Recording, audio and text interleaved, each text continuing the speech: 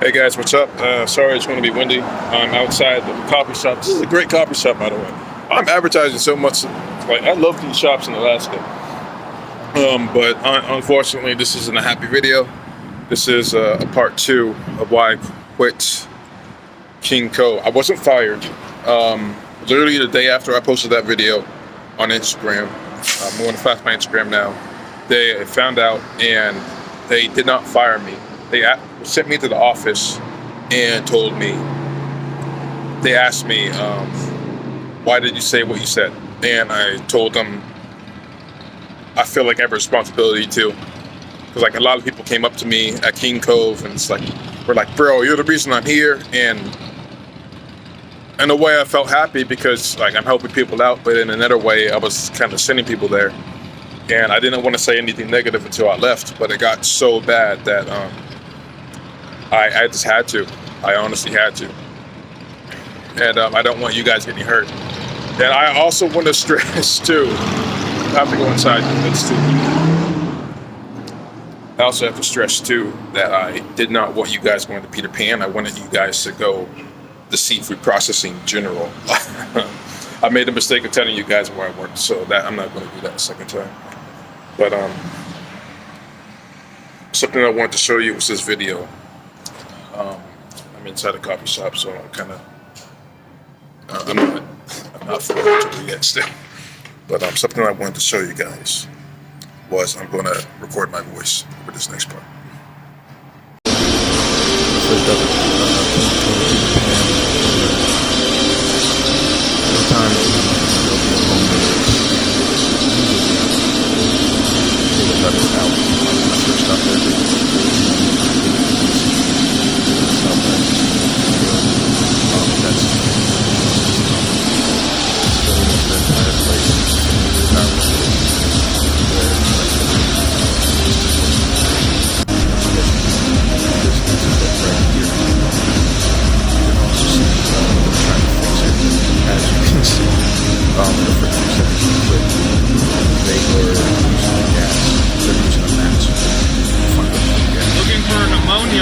Everybody's still in here.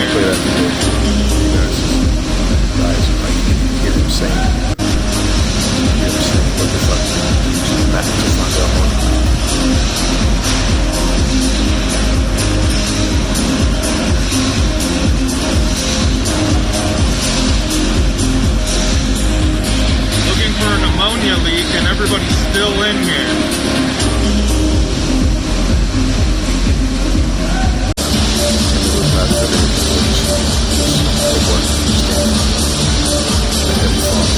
Of ammonia, and that, guys, is why I quit Peter Pan. I quit because I felt like they definitely did not care about my safety at all. They risked a lot of people's lives just doing that. That's kind of why that is definitely a big reason why I quit. I have to watch. I'm watching myself as I make this video. I'm in a coffee shop, so it's kind of, I don't want to yell. I don't want to be obnoxious, but they definitely did not care about us, and I'm not even sure if anyone called OSHA, but that was definitely a situation where someone could have died. Yeah, this video needs to be seen because that's the stuff that they're getting. That's the kind of stuff they're getting away with. Because this location is on an island. That's the only way you can get to it is by plane. So like, they can't be a surprise inspection because surprise inspection is kind of hard to do when you hear a plane coming in and you don't expect anybody. So like the whole system's fucked up, and that's not even everything too. There's also social aspects.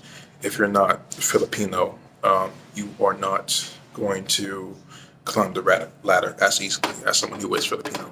There's a saying in the seafood processing, and that saying is Filipino mafia, and it's exactly what it sounds like. If they don't like you, they can get you fired. And it's not all Filipinos, but it is the mass majority.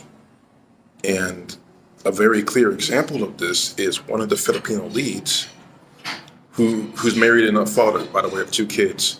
One of the Filipino leads wrote "Lady Boy Faggot" on a gay black guy's uniform, and he didn't even work. He just immediately took it to HR, and our HR said, "We'll deal with it." And them dealing with it was the Filipino lead laughing about it with someone else, like the person who deals punishment out.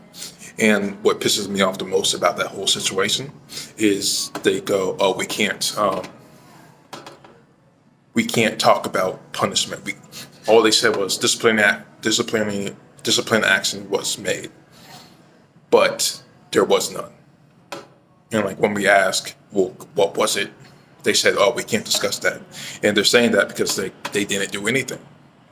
Like, so they're allowing people to discriminate against gays, blacks, white. Like, if you're not Filipino, you're not getting a good job, period. Unless they really, really like you, unless you're really, really charismatic. Or if they need a token, like a token black friend. When I went to HR several times, I reported so many problems. I have emails about this. I'm going to post it right now too. And when I was talking to the head HR guy, not the current one, I want to make this very, very clear too. When someone, like I said, don't say names. When someone went on vacation, that was invitation for everyone to do whatever the fuck they. And when he was on vacation, someone in the main office, where all they do was sit down all day and don't know anything about the floor, took control. I went to him and I told him, "This is what's going on." And he gave me bullshit answers. He kept saying, "No, that's not true. Peter Pan is a magical place where nothing goes wrong." And I told him, "Look, there's full apartments that have only Filipinos."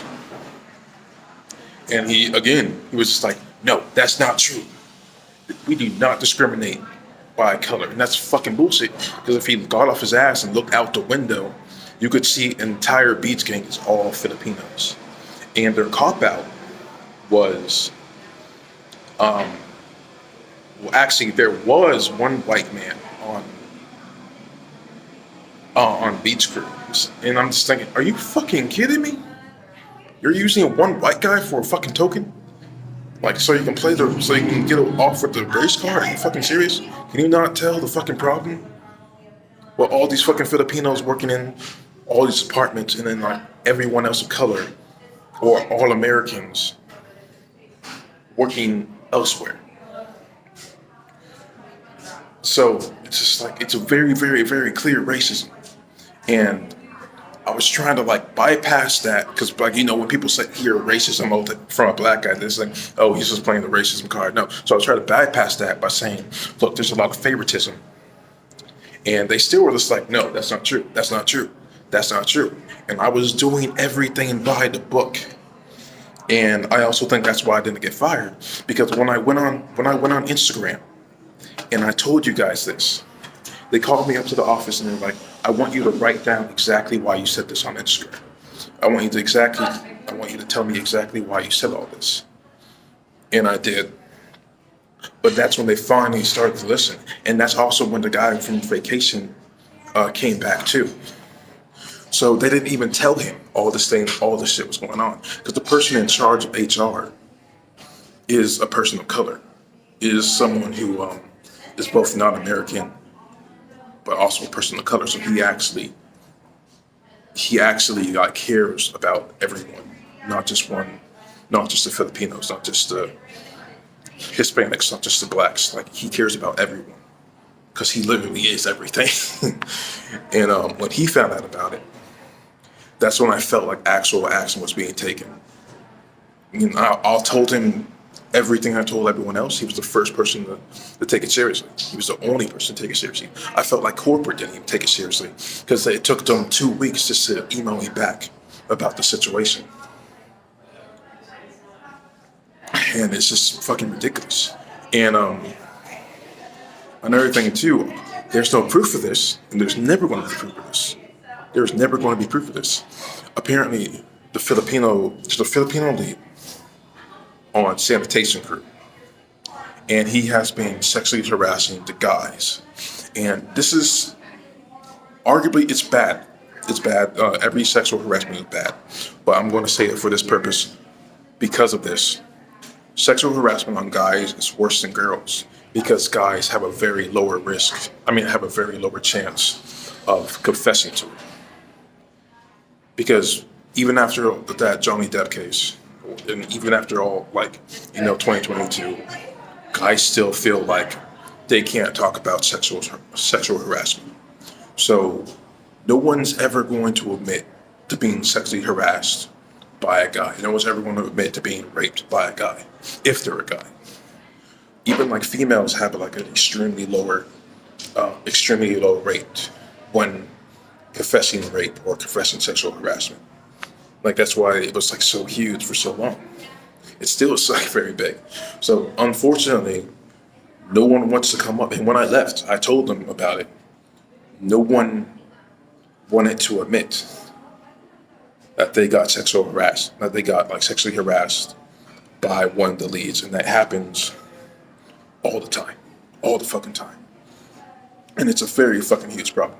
I don't know if it's the same way at other places, but it definitely happened at King Co. Peter Pan. And I can't even. Normally, I try to find a reason for someone who needs to go there.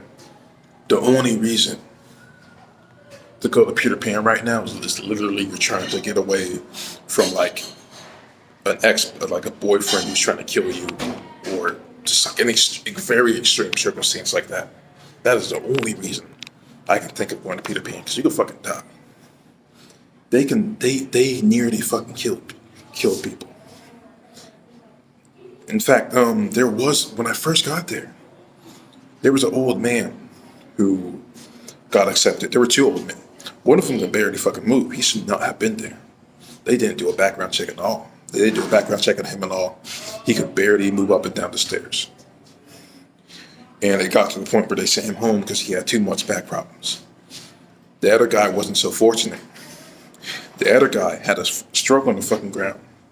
And what they decided to do was throw a blanket over him. And they told everyone to go back to work. And it wasn't until two individuals were like, fuck that, he needs help. He needs help. Or they finally shut down the floor and have everyone go outside as they got him help. It was too late. He died. He died because of that shit. And it's unbelievable. It's so fucking unbelievable. And the worst part about all of this is nothing's going to change because people at Peter Pan have gone into their minds. The employees have gone into their mind. Nothing's going to change. Nothing's ever going to change. And that's completely true. Nothing's going to change because no one's speaking up about it. The first thing that changed happened because I posted on Instagram. No one's talking about it. That's why nothing's going to change. If you're at Peter Pan right now, email corporate. I will put corporate's number. I will put corporate's email. Email them right now. And if they don't respond, call OSA. If you don't know what OSA is pretty much Peter Pan's boss. Peter Pan's bank. It's what Peter Pan's PayPal, pretty much, because if they go there, they're getting paid. They're going to find Peter Pan so goddamn much money. And they have. They have before. If you experience something, call OSA.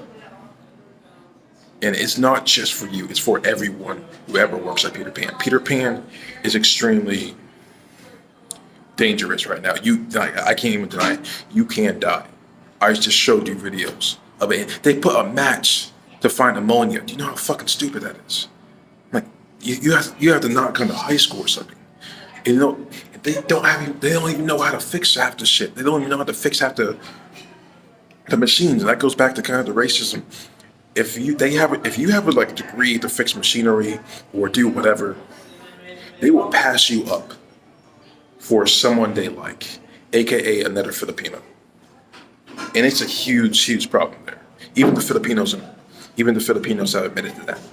Because if they're not liked by other Filipinos, then they get outcast. If you're a Filipino and you don't speak Tagalog or Basu, whatever the other one is, you're out. You're not part of the Filipino mafia. They just exile you, and you're with the normal people. That's just how it is, and it's fucked up. It is extremely fucked up. And what that does, how y'all doing? Hey, cool. How you doing? Doing all right. Doing all right. People walked in. That changes the mood entirely. But back to the subject at hand. They have people there with degrees who can like fix all the machines, but they have people unqualified to do it, and that just makes a lot more problems. It solves nothing. It solves nothing, and they won't even admit to it. They keep saying, nope, we're not racist. Nope, we don't have all these problems. And I just keep lying to you guys. Like I'm telling you the God honest truth. This is exactly what I experienced. If you're there now, speak up. That's the only way things are going to change. That is the only goddamn way things can change. Please, like, speak up. That the only thing evil needs to succeed is for good people to do nothing. That's it. And so many people are doing nothing right now. That's why I quit Peter Pan.